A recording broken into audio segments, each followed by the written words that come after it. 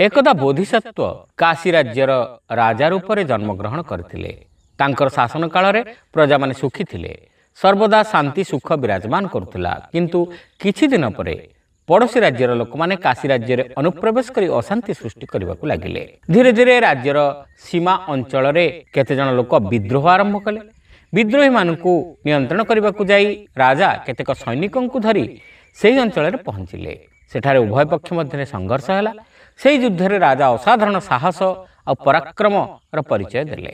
किंतु लड़ाई रे राजा क्षताक्त होई पड़िले। तांकर अश्व भयभीत होई युद्ध क्षेत्रु राजा को संगर धरी पलायन कला। किछि समय पर राजा घोड़ा सहित सीमा प्रदेश रे प्रवेश करी एक ग्राम रे प्रवेश कले। सेही समय रे ग्रामर समस्त 30 जाक परिवार लोके एकाठी होई ग्रामर केतक समस्या संपर्क रे आलोचना करुथिले। तरबारी ढाल और कवच परिधान करथिबा जणे योद्धा को सेठारे एपरि भावरे प्रवेश करिबार देखि ग्रामवासी माने एणे तेणे पळाइले। मात्र जणे लोक सेठारे अविचलित भावरे ठिया होई रहिला। से राजांक समीप रे पहुंची पचारला, तुमे विद्रोही ना राजांकर समर्थक? राजा कहिले, मु राजांकर समर्थक। एपरि उत्तर सुनी ग्रामवासी अत्यंत संतुष्ट हैला और राजांको निज घर को नेला। सेठारे से तार पत्नी हाथ में तांकर गोड़ धोईदेला। सम्मान और मर्यादार सहित अतिथि सत्कार कला। राजांकर घोड़ा को मध्य सेवा जत्न करी खाइबाक देला। राजा से ही ग्रामवासी घरे 4 दिन रहिले। सेही समय रे से राजांकर क्षतर चिकित्सा कराइला। एई 4 दिन मध्य राजांकर सैनिक माने विद्रोही मानकु दमन करदेले। राजा काशीनगर को फेरिबा समय रे ग्रामवासी प्रति कृतज्ञता जणाई कहिले, महाशय, काशीनगर हेउछि मोर निवास स्थली। मो घर चारिपाखरे दुर्गर प्राचीर रही। मोर जने पत्नी 2 जन पुत्र। आपण काशीनगर रे पहुंची डाहाण हाथ पार्श्वर थिबा द्वारपाल को पचारिबे, महा अश्वारोही गृह केउठी। से आपण को सीधा मो गृह को नहीं आसीबो। आपण जेते दिन चाहिबे सेते दिन मो घरे अतिथि भाव रही पारिबे। किंतु मु आशा करूची आपण निश्चय मो गृह को थरे आसीबे और मते आपणकर सेवा और सत्कार पई सुजोग देबे। तेबे जाई मते आत्मसंतोष मिलिबो। केबे ना केबे आपण समय बाहर करी मो पाखकू अवश्य आसीबे। मु आपनकू बारंबार अनुरोध करुछि। राजा केते दिन धरि सेही ग्रामवासीटीर आगमन को प्रतीक्षा कले। राजा सेही ग्रामवासीर उपकार बदଳରେ कि ना कि गोटे साहाय्य करबाकू चाहुथिले, किंतु ग्रामवासी आसु नथिले। राजांकर मनर उत्कंठा बढ़ी बढ़ी चलिला। शेषरे राजा मंत्री सहित परामर्श करी सीमा प्रदेशर सेही ग्रामर केतेक प्रकार नूतन कर बसाइले। राजांकर विश्वास थाए जे एथरक सेही व्यक्ति निश्चय तांक पाखकू साहाय्य पाई आसिबे। तथापि ग्रामवासीटी राजांक निकट को आसिला नाही। केते दिन अपेक्षा कला परे राजा सेही ग्राम उपर आउ गोटे नूतन कर बसाइले। एपरि 2-3 थर नूतन कर बसागला। ग्रामर लोक माने नूतन कर को नै बड़ विचलित होई पड़िले। ग्रामर केते जन प्रमुख लोक सेही व्यक्ति गृह को जाई कहिले, तुमे परा थरे कहूथिल काशीनगर रे तुमर जने बंधु अछंती बोली। तुमे तांक पाखकू जाई आम मानकर दुर्दशा कथा टिके जणा एवं कर सब छाड़ करबा को कुह।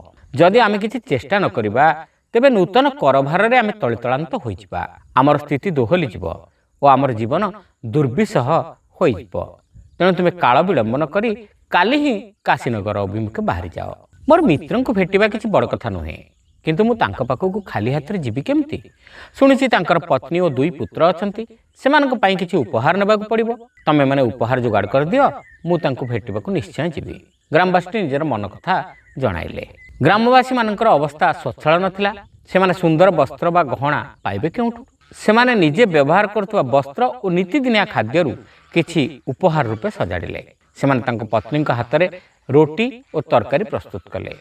निजे पिंधुतिबा मोटा वस्त्र और खाद्य को एकाठी करी गोटे गंठिली कले। सेही गंठिली धरी ग्रामवासी जनक काशी अभिमुखे यात्रा कले।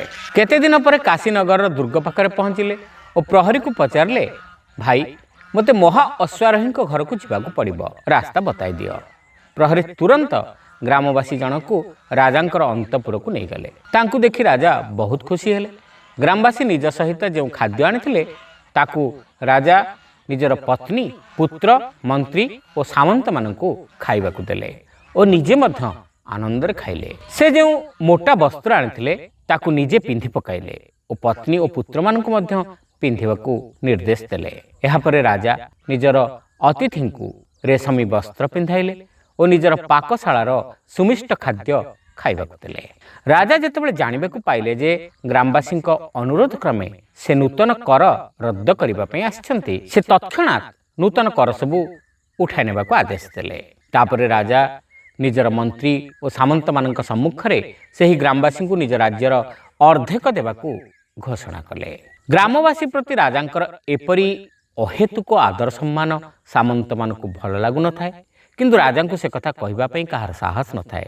ତେଣୁ ସେମାନେ ରାଜକୁମାରଙ୍କୁ ଗୁପ୍ତରେ ଭେଟି କହିଲେ, ଯୁବରାଜ, ମହାରାଜ ଆପଣଙ୍କ ପ୍ରତି ଅନ୍ୟାୟ କରୁଛନ୍ତି। ଉତ୍ତରାଧିକାରୀ ସୂତ୍ରରେ ଆପଣଙ୍କୁ ଯେଉଁ ରାଜ୍ୟ ପ୍ରାପ୍ତ ହେବା କଥା ସେଥିରୁ ଅର୍ଦ୍ଧେକ ରାଜା ଅକାରଣରେ ଜଣେ ଅସଭ୍ୟ ଗ୍ରାମବାସୀକୁ ପ୍ରଦାନ କରିଦେଲେ। ଆପଣ ହିଁ ଏହାର ବିରୋଧ କରିପାରିବେ। ଆମେମାନେ ତାଙ୍କ ବିରୋଧରେ କିଛି କହିପାରିବୁ ନାହିଁ। ଆମେ ଆପଣଙ୍କୁ ଜଣାଇଦେଲୁ, ଏବେ ଆପଣଙ୍କ ଇଚ୍ଛା।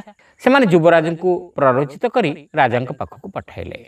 ରାଜକୁମାର ମନ୍ତ୍ରୀ ଓ ସାମନ୍ତମାନଙ୍କର ପରାମର୍ଶ ଅନୁସାରେ ରାଜାଙ୍କର ନିଷ୍ପତ୍ତି ପ୍ରତି ନିଜର ଅସହମତି ଜଣାଇଲେ। ରାଜା ପୁତ୍ରକୁ କହିଲେ, ପୁତ୍ର, ମୁଁ ଜାଣିପାରୁଛି ଯେ ଏପରି ବିଚାର ସ୍ୱୟଂ ତୁମ ମନରେ ସୃଷ୍ଟି ହୋଇନାହିଁ।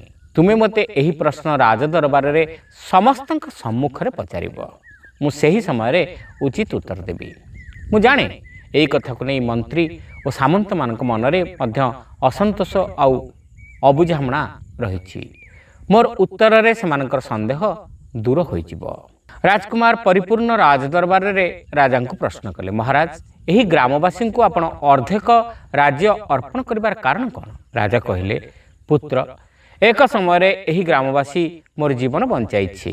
ଏପରି କହି ରାଜା ସୀମା ପ୍ରାପ୍ତିରେ ହୋଇଥିବା ବିଦ୍ରୋହ ଦମନ କରିବା ସମୟରେ ଆହତ ହେବା ଓ ଗ୍ରାମବାସୀଙ୍କ ଦ୍ୱାରା ସେବା ଇତ୍ୟାଦିର ସମସ୍ତ ବୃତ୍ତାନ୍ତ ଜଣାଇଲେ। ଶେଷରେ କହିଲେ, ଅପାତ୍ରରେ ଦାନ କରିବା ଯେପରି ଅନୁଚିତ, ସେହିପରି ଯୋଗ୍ୟ ବ୍ୟକ୍ତିକୁ ଦାନ ନ ଦେବା ମଧ୍ୟ ଅନୁଚିତ ଭାବରେ ଗ୍ରହଣ କରାଯାଏ। ଶ୍ରୋତାବନ୍ଧୁ, ଗପଟି ଆପଣମାନଙ୍କୁ କେମିତି ଲାଗିଲା କମେଣ୍ଟ କରି ନିଶ୍ଚିତ ଜଣାଇବେ। ଚ୍ୟାନେଲରେ ନୂଆ ହୋଇଥିଲେ ସବସ୍କ୍ରାଇବ୍ କରିବାକୁ ଭୁଲିବେ ନାହିଁ। ରହିଲୁ, ନମସ୍କାର।